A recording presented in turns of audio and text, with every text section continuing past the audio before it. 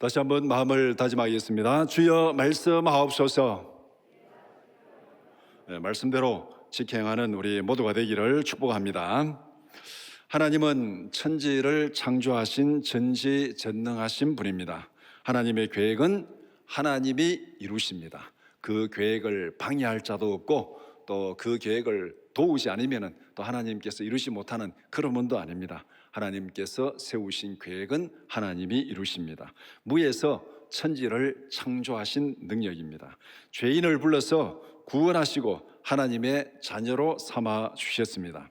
그러나 하나님은 이 모든 일을 혼자 다 할 수 있지만은 그러나 혼자 원맨쇼를 하시는 분은 아닙니다. 성도를 불러서 하나님의 일에 참여시킵니다. 그 이유는 하나님의 영광을 함께 누리라고 그렇게 하신 것입니다. 하나님이 혼자 다 할 수 있지만은 성도를 불러서 그 일에 참여를 시키는 것은 하나님의 영광에 같이 참여하라고 하나님께서 택하시고 부르신 것입니다. 이렇게 본다면 하나님이 우리를 택하시고 불러서 일을 맡기시는 그 자체가 우리에게는 엄청난 은혜고 축복이라는 겁니다. 하나님은 세상을 구원하십니다. 이 과정에서 성도를 불러서 구원 역사에 참여시킵니다. 우리를 불러서 하나님의 일에 참여하게 합니다. 그리고 우리에게 영광을 부어주십니다. 이것이 하나님께서 일하시는 방법입니다. 이 세상에서 하나님께서 일하시는 방법, 왜 우리를 불러서 왜 우리에게 그 일을 시키느냐, 왜 우리에게 하나님께서 책임을 맡기고 일을 맡기느냐, 그 이유는 하나님이 능력이 부족해서 누구의 도움이 필요해서 그렇게 하는 것이 아니라 우리에게 일을 시켜서 더 큰 은혜와 복을 주기 위해서. 그래서 포도원 뷰에 보면은 아침에 하나님이 주인이 일을 시키고 점심때 와서 또 일을 시키고 저녁 때 보니까 아직까지 또 일할 거리 없어서 노는 사람들 또 일을 시킵니다. 그때 불러가지고 일을 시키고 1시간 일한 사람에게 한 달란트 한 데나리온 품삯을 주는 그 사건을 우리가 성경에서 봅니다. 왜 하나님께서 그 일을 불러서 시킵니까?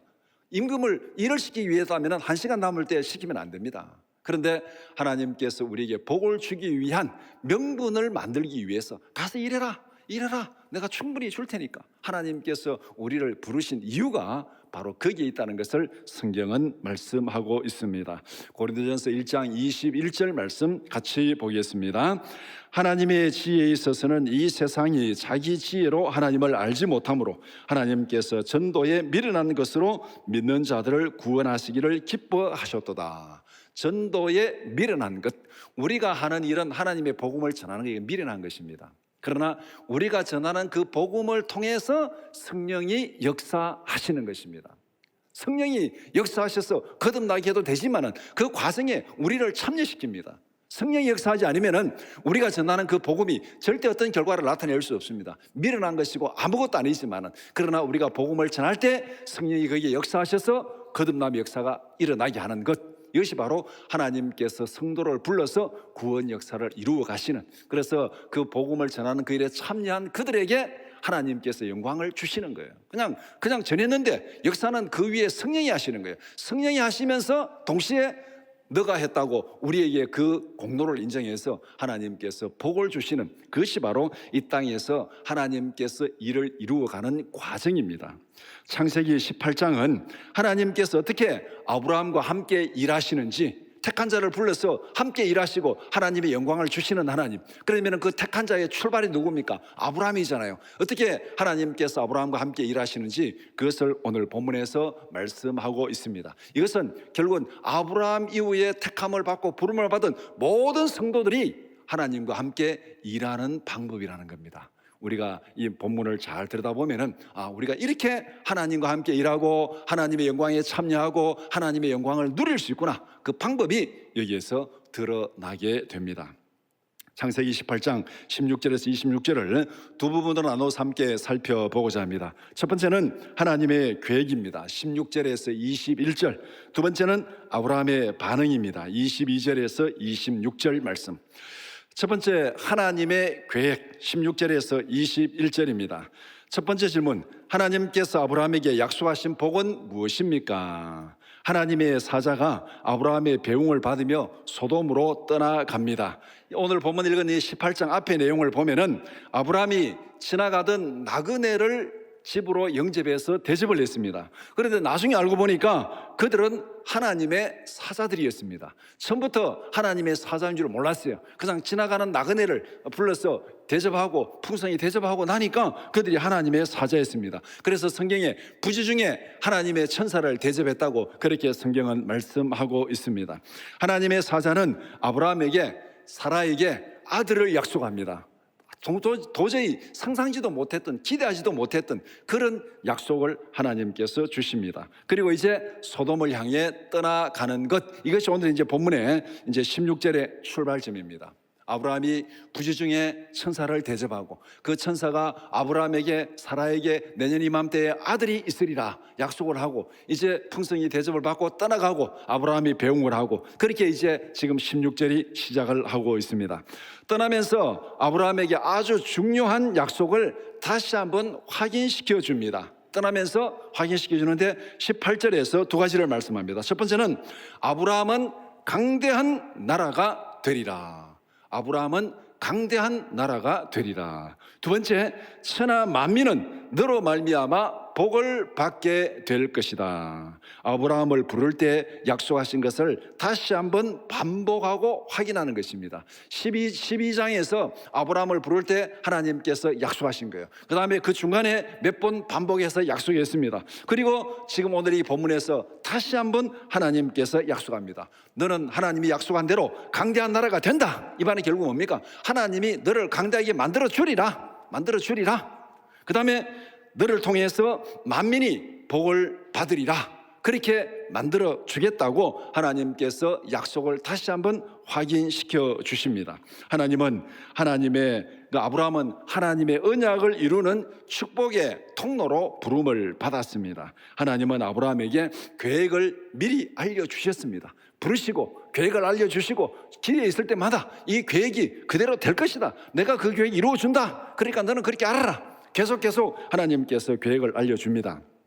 그러면은 하나님의 계획을 알려주는 이유가 무엇이겠습니까? 하나님의 계획에 적극적으로 참여하라는 것입니다. 내가 너로 큰 민족을 이루게 하리라. 그리고 너를 통해서 만민이 복을 받게 되리라. 이 계획을 계속 확인시켜 주는 것은 너가 그 계획 알고 거기에 맞게 열심히 적극적으로 참여하라고 그렇게 말씀하는 겁니다. 하나님이 계획하신 영광을 풍성히 받아 누리라. 너를 통해서 만민이 복을 받게 되니까 그 영광을 받아 누리라. 그 통로가 되라. 그렇게 하나님께서 아브라함에게 말씀하고 있습니다. 이렇게 본다면은 우리를 불러서 하나님의 일을 맡기는 것은 결국 무엇입니까? 착하고 충성된 종아, 내 주인의 즐거움에 참여할지어다. 우리를 불러서 일을 맡기는 것은 하나님께서 우리의 도움이 필요해서 우리에게 무슨 하나님의 큰 유익을 보기 위해서 그렇게 우리를 불러서 맡긴 것이 아니라 우리로 하여금 하나님의 즐거움에 참여하라고 우리를 불러서 일을 맡겼습니다. 그렇기 때문에 우리가 어떤 일을 맡았든지 어떤 위치에 있든지 우리가 그 일에 순종하고 헌신하고 충성해서 하나님의 즐거움에 참여하는 우리 모두가 되기를 주님의 이름으로 축원합니다. 이것이 하나님께서 약속하시고 부르신 목적입니다. 두 번째 질문, 아브라함이 하나님의 구원 계획에 참여하는 구체적인 방법은 무엇입니까? 하나님께서 불러서 하나님의 계획에 참여하라고 했으면 그러면 우리가 어떻게 구체적으로 하나님의 계획에 참여할 수 있는가? 방법이 무엇인가? 19절에서 하나님께서 아브라함을 택하시고 복을 주시는 이유를 말씀하고 있습니다. 이것은 아브라함이 하나님의 계획에 참여하는 구체적인 방법을 또한 말씀하고 있습니다. 아브라함을 택하신 이유가 무엇이라고 말씀합니까? 19절에 내가 그로 그 자식과 권속에게 명하여 여호와의 도를 지켜 의와 공도를 행하게 하려고 그를 택하였나니, 의와 공도, 정의, 공의를 행하게 하려고 그를 택하여 불렀다. 그렇게 말하고 있습니다. 타락한 세상에서 의와 정의를 행하게 하려고 아브라함을 불렀다는 것입니다. 타락한 세상에서 의와 공의를 행하라고 하나님께서 아브라함을 택해서 불렀습니다. 정의와 공의를 행하는 구체적인 방법은 무엇입니까? 어떻게 하는 것이 정의와 공의를 행하는 것입니까? 그 말씀에 보면은 여호와의 도를 지켜 의와 공도를 행하게 하려 함이라. 정의를 행하는 구체적인 방법은 하나님의 말씀에 순종하는 것, 하나님의 말씀을 지켜서 의와 공의를 행하게 하려 했다. 정의는 창조자 하나님의 뜻을 이루는 것입니다. 하나님의 뜻을 이루는 것, 그것이 너에게도 공평하고 나에게도 공평한 것, 하나님의 뜻을 이루는 것, 이것이 너와 나에게 공평한 정의를 이루는 것입니다. 그런데 하나님의 뜻을 접어두고 나의 욕심을 이루는 것은 그것은 불입니다. 너가 상처를 받는 것이죠. 반대로 너의 욕심을 이루는 것도 이게 불공평입니다. 내가 상처를 받는 거예요. 나의 욕심이나 너의 욕심을 이루는 것은 다 불이고 불공평입니다. 하나님의 뜻을 이루는 것, 하나님의 말씀을 이루는 것, 하나님의 공의를 이루는 것, 이것이 바로 정의요 공평입니다. 모든 부정과 부패와 불의의 근본에는 자기의 탐욕이 있습니다. 이 세상에 왜 사람들이 아우성을 치고 불공평하다고 그렇게 난리를 피웁니까? 다 자기의 탐욕이 거기에 들어가 있는 거예요. 권력이 작으면 작은 대로, 크면 큰 대로 자기의 탐욕이 들어가가지고 다른 사람을 희생시키면서 자기가 그 모든 것을 누리려고 하니까 여기에 문제가 생기는 것입니다.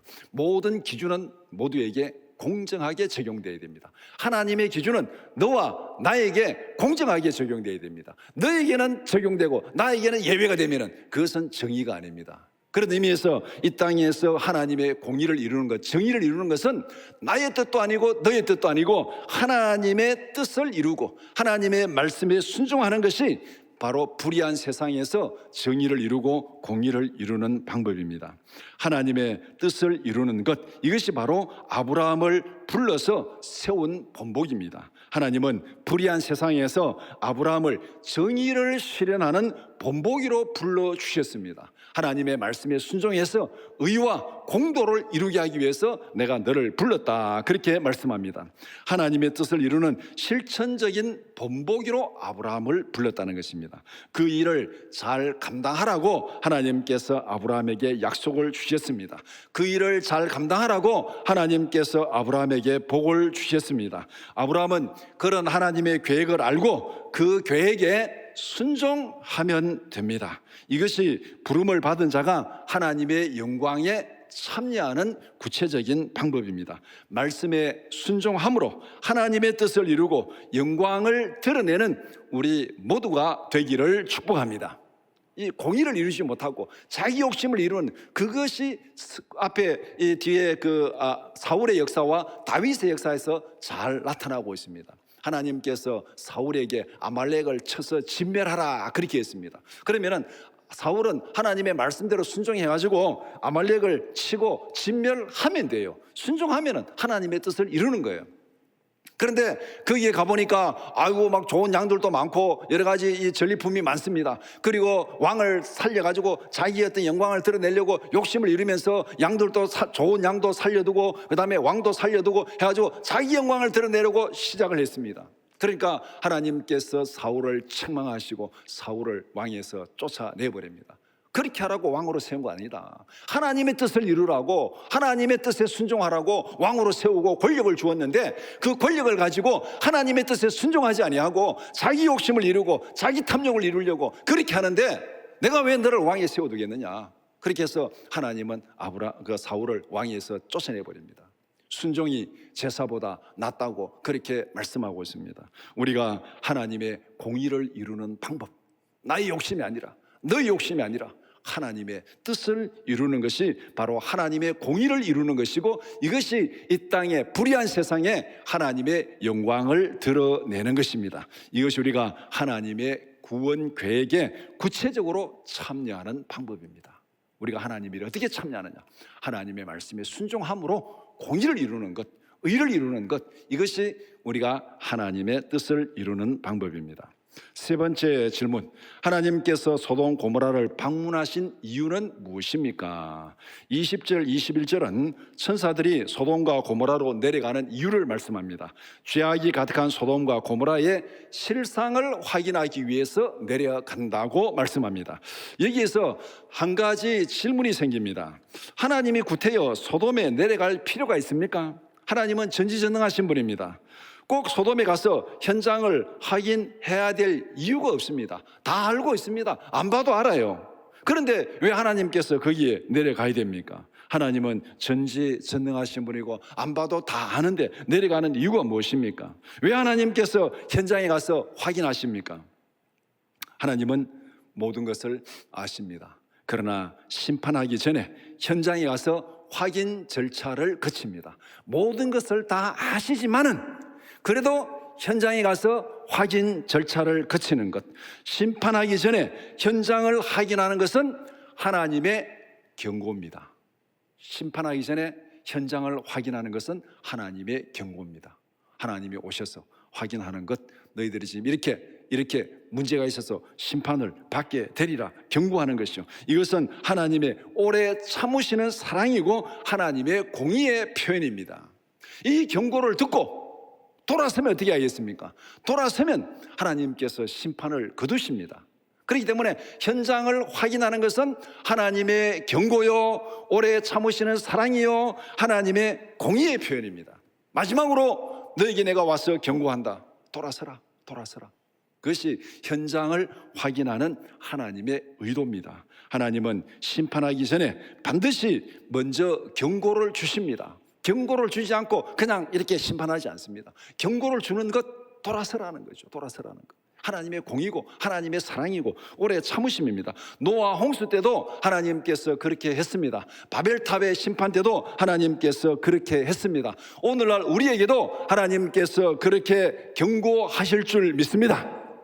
하나님이 갑자기 우리에게 무슨 벌을 주고 갑자기 심판하고 그렇게 하지 않습니다. 반드시 하나님께서 경고를 주십니다. 말씀을 통해 주시든지 누구를 통해 주시든지 어떤 방법으로 주시든지 하나님이 경고를 주십니다. 우리 마음에 그것을 느낄 수 있도록 경고를 주십니다. 하나님의 경고를 받을 때 무시하지 말고 즉각적으로 돌아서는 우리 모두가 되기를 축복합니다. 이것이 하나님께서 현장을 확인하는 이유입니다. 소돔 고모라를 확인하고 심판하는 이유가 바로 여기에 있습니다. 이것이 하나님의 계획입니다.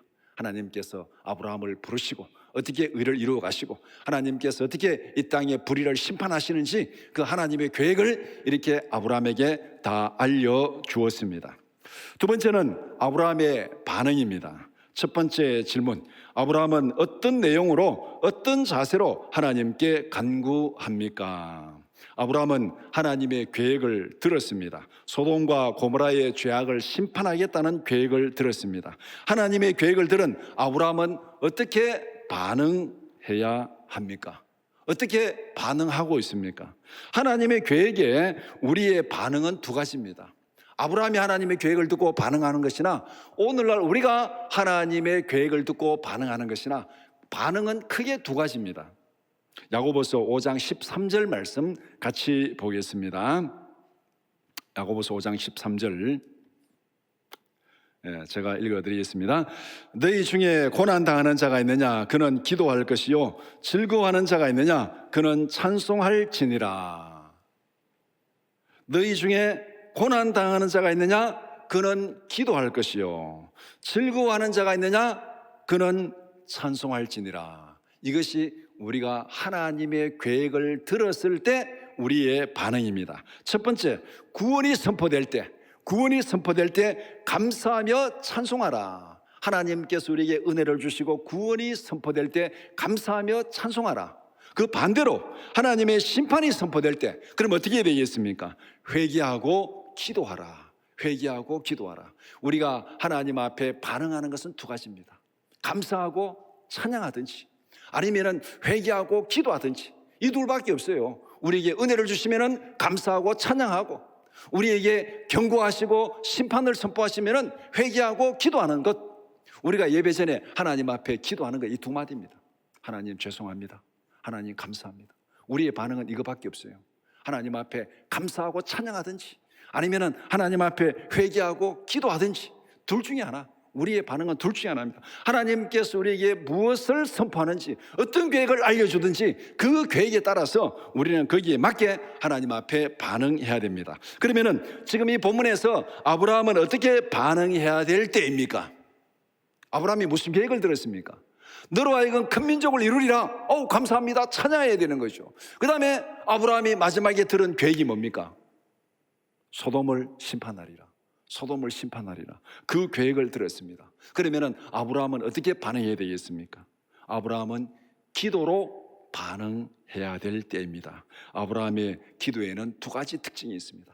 아브라함은 지금 기도로 하나님 앞에 반응하고 있습니다. 여기서 우리가 염두에 딱 둬야 될 거, 소돔을 심판하리라. 그러면 아브라함의 마음속에 소돔을 심판하리라, 누가 제일 먼저 떠오르겠습니까? 소돔에 누가 있습니까? 조카 롯이 있습니다. 갈대아 우리에서 가나안으로 올 때 자기의 후계자로 상속자로 데리고 온 조카 롯이 소돔에 살고 있습니다. 삼촌으로서 조카를 데리고 여기까지 왔는데 소돔 고모라가 멸망할 때 롯이 같이 멸망을 당하면은 이거 지금 삼촌의 체면이 뭡니까 이게? 그러니까 아브라함은 지금 소돔이 멸망한다는 그 소식을 듣는 순간에 가슴이 철렁한 거예요. 그러니까 지금은 하나님 앞에 간절하게 하나님 앞에 기도하는 거예요. 하나님 앞에 기도하는 거예요. 그런데 오늘 이 본문에 이제 이렇게 해서 아브라함이 지금 하나님 앞에 기도합니다. 그래서 어떻게 보면은 이 기도가 조카 롯을 위한 기도가 되지만은 동시에 하나님께서 너로 인해서 만민이 복을 받으리라, 이 지금 뜻을 실현하는 거예요. 하나님께서 지금 소돔을 위해서 기도하고 있잖아요. 구원해달라고 소돔을 위해서 기도하는 거예요. 아브라함을 통해서 만민이 복을 얻는 그 일을 지금 어떻게 보면은 아브라함이 실천하고 있는 거예요. 롯을 위해서 기도하지만은 더 크게 보면은 소돔을 구원해달라고, 이 땅을 구원해달라고, 만민을 구원해달라고 기도하는 그런 아브라함의 기도입니다. 아브라함의 기도에는 두 가지 특징이 있습니다. 첫 번째 특징은 하나님의 공의에 대한 질문입니다. 23절에 주께서 의인을 악인과 함께 멸하려 하시나이까. 하나님의 공의, 이것이 공정합니까? 의인을 악인과 함께 죽이면은 악인이야 당연히 심판받아 죽는 거 당연하지만은 의인이 그들 속에 섞여서 같이 죽으면은 이거 억울한 거 아닙니까? 24절에 성중에 의인이 있다면 그들을 위해서 그 성을 용서하지 않으십니까? 그 성중에 의인이 있는데 그들을 위해서 그 성을 용서하지 않습니까? 25절에 의인과 악인을 같이 심판하시는 것, 이것이 정의입니까? 이렇게 지금 질문하고 있습니다. 그런데 이 아브라함의 질문을 가만히 보면은요, 19절과 연결해서 봐야 됩니다. 하나님께서 아브라함을 불러서 뭘 하라고 세웠습니까? 공의의 모델로 세웠어요. 의를 행하고 공도를 행하라고, 의를 행하고 정의를 행하라고 아브라함을 세웠습니다. 그러면 아브라함은 이 땅에서 정의를 행하는, 흔히 말하는 정의의 사도입니다. 정의의 사도. 그런데 이 정의의 사도로 부름을 받고 세움을 받은 아브라함이 그 기준으로 하나님 앞에 질문합니다. 그러면은 하나님께서 나를 공의의 사도로 세웠습니다. 그러면은 공의를 당연히 행해야 됩니다. 그렇다면은 하나님도 공의를 해야 되지 않겠습니까? 하나님도 공의를 해야 되지 않겠습니까? 어떻게 그 성중에 의인이 있는데 악인과 함께 그 의인을 멸망시키는 거, 이것이 하나님의 공의입니까? 하나님도 공의를 행하십시오. 그렇게 지금 하나님 앞에 어떻게 보면 항변하면서 기도하는 것이 아브라함의 기도입니다. 23절, 24절, 25절 하나님이 나로 하여금 공의를 행하라고 세우셨다면 하나님도 공의를 행해야 되지 않겠습니까? 내로남불이면 되겠습니까? 하나님은 나보고 공의를 행하라 하시고 하나님은 공의를 행하지 않으면 이거 어떻게 되겠습니까? 그렇게 지금 아브라함이 하나님 앞에 항변하면서 기도하는 것이 첫 번째 기도의 특징입니다. 원칙을 공정하게 세워 주시옵소서. 우리가 이 땅의 공의를 위해서 기도해야 될 이유가 바로 여기에 있습니다. 모든 원칙은 공정하게 적용돼야 됩니다. 대통령에게도 그 원칙은 똑같이 적용돼야 되고 백성들에게도 똑같이 적용돼야 됩니다. 거기에 어느 쪽에는 뭐 더 적용되고 어느 쪽에는 면제가 되고, 이거는 하나님의 공의가 아닙니다. 아브라함이 감히 하나님 앞에 이 기준을 지금 들이밀고 있잖아요. 아브라함이 하나님 앞에 이 기준을 들이밀고 있습니다. 하나님께서 내게 공의를 행하려 하셨는데 어떻게 하나님께서 공의를 행하지 않습니까? 이렇게 지금 아브라함이 하나님 앞에 이 기준을 들이밀면서 기도하고 있어요. 우리가 이 땅에서 공의를 해야 될 이유가 바로 여기에 있습니다. 공의의 모델로 부름을 받은 아브라함이 하나님께 공의를 행하라고 요구를 하고 있는 것이 지금 아브라함의 첫 번째 기도 특징입니다. 두 번째 특징은 심각하고도 끈질긴 기도입니다. 아브라함의 질문은 6번이나 반복됩니다. 여러분이 이 본문을 쭉 뒤에 26절 이후 읽으면은 아우 지루하게 이렇게 반복을 계속하느냐, 그냥 한두 번 하고 말지, 듣기 좋은 소리도 한두 번이지 이 6번이나 반복하느냐. 그런데 아브라함이 6번 반복해서 질문합니다. 그 성중에 의인이 구체적으로 50명이 있으면은 하나님 어떻게 하겠습니까? 50명이 있으면 내가 용서하리라. 그러면은 하나님 45명이 있으면 되겠습니까? 그래도 용서하리라. 40명이 있으면, 30명이 있으면, 20명이 있으면, 10명이 있으면 하나님 어떻게 하시겠습니까?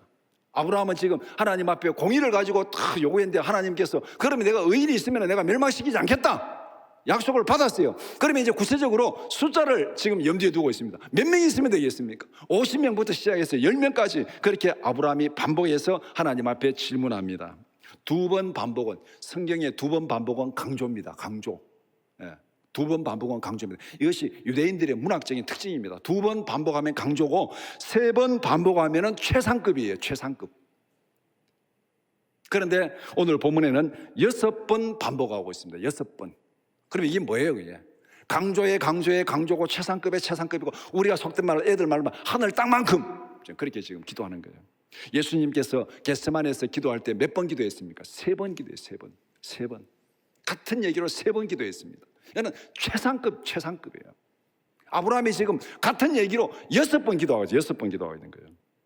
심각하고도 끈질기게 하나님 앞에 기도하고 있습니다. 하나님의 공의를 위하여 끈질기게 기도하고 있습니다. 하나님의 구원을 위해서 끈질기게 기도하고 있습니다. 우리가 하나님 앞에 기도해야 될 이유가 바로 여기에 있는 거예요. 하나님의 공의가 이루어지게 해달라고, 하나님께서 의인을 구원해달라고, 택하신 자를 구원해달라고 우리가 하나님 앞에 간절한 마음으로 끈질기게 기도해야 될 이유가 여기에 있어요. 하나님은 지금 아브라함 마음속에 롯을 마음속에 두고 기도하고 있는데, 하나님 그 성중에 50명 있으면 용서하리라. 가만히 생각해보면 50이 안 될 것 같아. 그러면 45명 용서하리라. 어떻게 계산해보면 또 45면 안 될 것 같다. 그럼 40명. 그래서 10명까지 내려온 거예요. 10명까지 내려왔는데 그래도 10명 되겠나? 자신이 없어요. 이제 더 이상 어떻게 아브라함이 구할 수도 없어요. 롯을 구원하기는 해야 되는데 10명만 있으면 어떻게 하겠습니까? 그래도 내가 용서하리라. 그렇게 지금 롯의 구원을 위해서 그는 아브라함이 이렇게 반복해서 하나님 한 번만 용서해, 한 번만 용서해, 한 번 더 구하겠습니다, 한 번만 더 구하겠습니다. 이렇게 하면서 끈질기게 하나님 앞에 기도하고 있습니다. 간절한 마음으로 끈질기게 하나님의 공의를 위해서 기도하는 것이 아브라함의 기도하는 자세입니다. 두 번째 질문, 아브라함의 기도에 하나님은 무엇이라고 응답하셨습니까? 아브라함이 간구한 기도의 특징은 두 가지라 했습니다. 첫 번째는 공의에 대한 질문입니다. 의인과 악인을 함께 심판하신다면 그것이 하나님의 공의를 이루은 것입니까? 그것이 정의입니까? 이렇게 질문했고, 두 번째는 끈질긴 기도였습니다. 똑같은 질문을 6번이나 반복하면서 기도했습니다. 하나님은 아브라함의 기도에 어떻게 응답하셨습니까? 첫 번째, 공의의 질문에 이렇게 답변하셨습니다. 의인을 악인과 함께 멸망시키지 않겠다. 26절에 내가 만일 소돔 성읍 가운데서 의인 50명을 찾으면 그들을 위하여 온 지역을 용서하리라. 50명을 찾으면 그 의인 50명으로 인해서 온 지역을 용서하리라. 너를 통해서 만민이 복을 받게 되리라. 이 말과 일맥상통하는 얘기입니다. 50명이 있으면 온 지역을 용서하리라. 이렇게 반복해서 쭉 내려가서 마지막 32절에 가서 거기서 10명을 찾으면 어찌하려 하시나이까? 이르시되 내가 10명으로 말미암아 멸하지 아니하리라. 하나님의 관심은 누구에게 있습니까? 악인에게 있습니까? 의인에게 있습니까? 하나님의 관심은 의인에게 집중되어 있습니다. 그렇다면 여기서 우리가 하나 딱 생각할 게 있어요. 세상이 심판을 받는다면 죄인이 많아서 심판을 받습니까? 의인이 없어서 심판을 받습니까? 우리에게 던지는 질문입니다. 하나님 우리에게 던지는 질문입니다. 하나님, 이 나라를 불쌍히 여겨 주시옵소서. 이 나라를 불쌍히 여겨 주시옵소서. 이 나라가 고난을 당한다면, 이 나라가 힘들어진다면 악인이 많아서 그런 거 아니에요. 악인이 많아서 그런 거 아닙니다. 의인이 부족해서 그래요. 의인이 부족해서. 하나님 앞에 부르짖는 의인이 부족해서 이 나라가 고난을 당하는 거예요. 하나님의 관심은 악인에게 있지 않습니다. 의인에게 있습니다. 의인에게. 어차피 쓰레기 대김 솜에서 거기서 재활용품 찾는다면 불에 태울 쓰레기 관심 없어요. 거기에 쓸만한 게 뭐가 있는가 그거 찾는 게 이 재활용하는 사람들이잖아요. 하나님께서 이 땅의 관심은 의인에게 있습니다. 소돔 고모라에 죄인이 많이 있지만 거기에 의인 10명만 있으면 그들을 통해서 그 성을 멸하지 아니하겠다, 그렇게 말씀합니다. 이사야 6장 13절에 보면은 거룩한 씨가 이 땅을 지탱하는 그루터기라 그랬습니다. 거룩한 씨가 이 땅을 지탱하는 그루터기입니다. 우리가 하나님 앞에 간절한 마음으로 하나님 앞에 기도하고 부르짖으면 오늘 우리 교회 성도들만 하더라도 이 땅을 지탱하는 충분한 숫자가 될 줄 믿습니다. 우리는 이런 자부심을 가지고 이런 사명감을 가지고 하나님 앞에 기도해야 됩니다.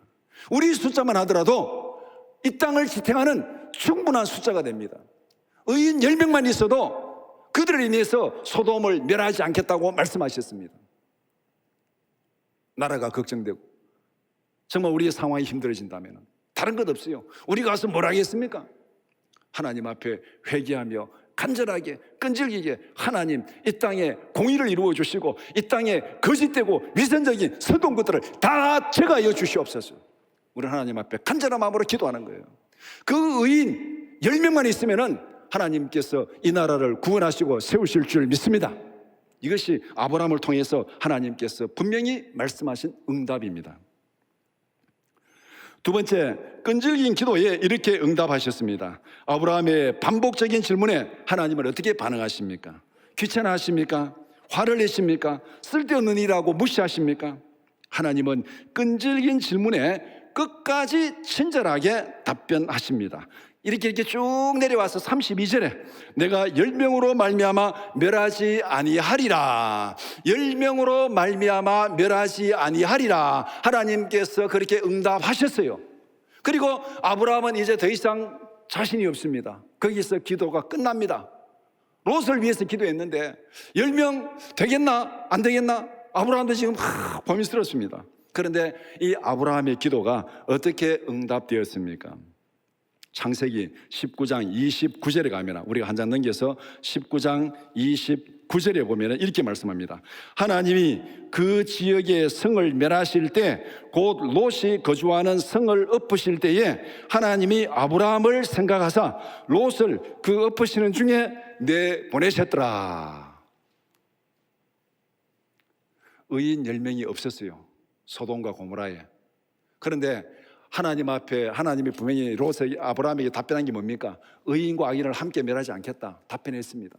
의인 10명이 없었어요. 그래서 소돔과 고모라를 멸망합니다. 멸망시키는데 하나님께서 아브라함의 기도를 들으시고, 하나님이 아브라함에 응답했잖아요. 의인과 악인을 함께 멸망하지 않겠다. 그래서 그 성을 엎으실 때에 아브라함을 생각하사 누구를? 롯을 그 성에서 내보내셨더라. 아브라함의 기도가 이렇게 응답된 겁니다. 응답된 거예요. 하나님의 약속을 믿고 부지런히 그리고 끈질기게 기도하는 우리 모두가 되기를 축복합니다. 우리가 기도하면 하나님이 들으시고 그 기도에 하나님께서 성실하게, 하나님께서 진실하게 응답하실 줄 믿습니다. 이것이 오늘 본문에서 아브라함이 하나님과 함께 일하는 방법이고, 하나님이 아브라함과 함께 일하는 방법이에요.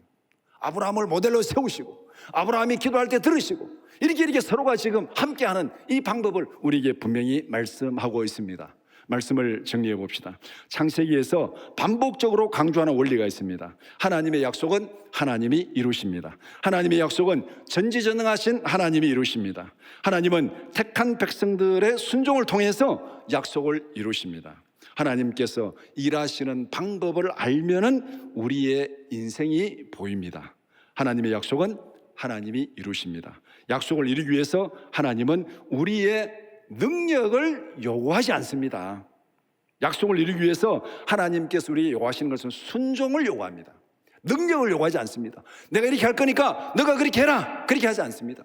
우리의 능력을 요구하지 않습니다. 우리의 순종을 요구하십니다. 하나님은 순종하는 사람들을 통해서 약속을 이루십니다. 전도의 미련한 것을 통해서 성령이 역사하시는 거예요. 우리가 어떤 사람을 설득하고 협박해서 그들을 예수 믿게 하는 거 아니에요. 우리는 전하면 되는 거예요. 들려만 주면 되는 거예요. 그 다음 이상은 성령이 역사하시는 것입니다. 하나님께서 우리에게 능력을 요구하는 것이 아니라 하나님께서 우리에게 요구하시는 것은 순종을 요구하는 거예요. 순종하면 그 이상은 하나님이 역사하시는 것입니다. 이것이 하나님이 일하는 방법이에요. 하나님의 구원 역사는 이렇게 이루어집니다. 첫 번째, 하나님께서 약속을 주시고 계획을 알려주십니다. 두 번째, 하나님은 약속을 받은 자들의 순종을 요구합니다. 세 번째, 택함 받은 자들의 순종을 통해서 하나님이 능력으로 역사하시고 계획을 이루어 가십니다. 우리가 하나님의 영광에 참여하는 구체적인 방법은 무엇입니까? 말씀을 듣고 그 말씀에 순종하는 것입니다. 순종하는 과정에 우리의 기도가 있습니다. 순종하는 과정에 우리의 기도가 있어요. 순종하려고 보니까 뭔가 좀 힘든 것도 있고, 순종하려고 보니까 뭔가 마음에 안 맞는 것도 있고, 이런 걸 때 그때 하나님 앞에 묻고 질문하고 기도하는 거예요. 아브라함이 순종하려고 보니까 나는 공의로 세웠으니까 내가 공의의 사도로 살아가는데 소돔 고모라를 멸망한다니까 하나님 이거 뭔가 좀 잘못된 거 아닙니까? 의인이 거기 있는데 어떻게 그 멸망하려고 하십니까? 아브라함이 그렇게 지금 하나님 앞에 따지듯이 질문하고 있잖아요. 이것이 우리의 기도입니다. 순종하는 과정에 우리가 이해되지 않고 뭔가 앞이 안 풀릴 때 그것이 바로 하나님 앞에 기도하는 거예요. 기도하는 거예요. 아브라함이 그렇게 기도했습니다. 예수님께서 겟세마네 동산에서 그렇게 기도했습니다. 우리의 순종을 통하여 역사하시는 분은 하나님이십니다. 아멘.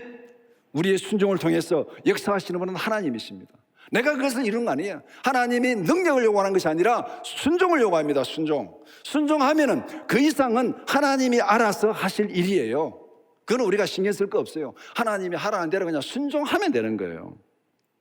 에스겔 37장에 보면 이런 환상이 나옵니다. 하나님께서 선지자에게 환상, 골짜기 환상을 보여줍니다. 그 환상을 보니까 그 골짜기에 마른 뼈들이 가득합니다. 그런데 하나님이 선지자에게 질문합니다. 인자야, 이 뼈들이 능히 살겠느냐? 어떻게 하겠습니까, 선지자가? 그걸 살릴 수 있겠습니까? 살릴 수 없어요. 그래서 선지자가 이렇게 답변합니다. 주여, 주께서 하시나이다. 이 뼈들이 능히 살겠느냐? 주여, 주께서 하시나이다. 그러니까 하나님이 뭐라고 말합니까? 말씀을 대언하라. 말씀을 대언하라. 말씀을 대언했습니다. 생기를 대언하라. 생기를 대언했습니다. 그러니까 성령이 사방에서 불어서 그들을 살렸습니다. 선지자가 한 일이 뭡니까? 말씀을 대언하니까 말씀을 대언했고, 생기를 대언하니까 생기를 대언했습니다. 선지자가 순종했습니다. 그 다음 하나님이 뭐를 어떻게 역사했습니까? 성령을 그들에게 불어넣어가지고 그들을 살리셨습니다. 그러면서 이 마른 뼈들은 내 백성 이스라엘이라, 그렇게 37장에서 말씀합니다.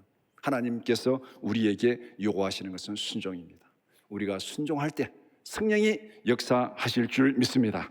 기도하며 순종하는 삶을 통해서 하나님의 뜻을 이루어가는 우리 모두가 되기를 주님의 이름으로 축원합니다.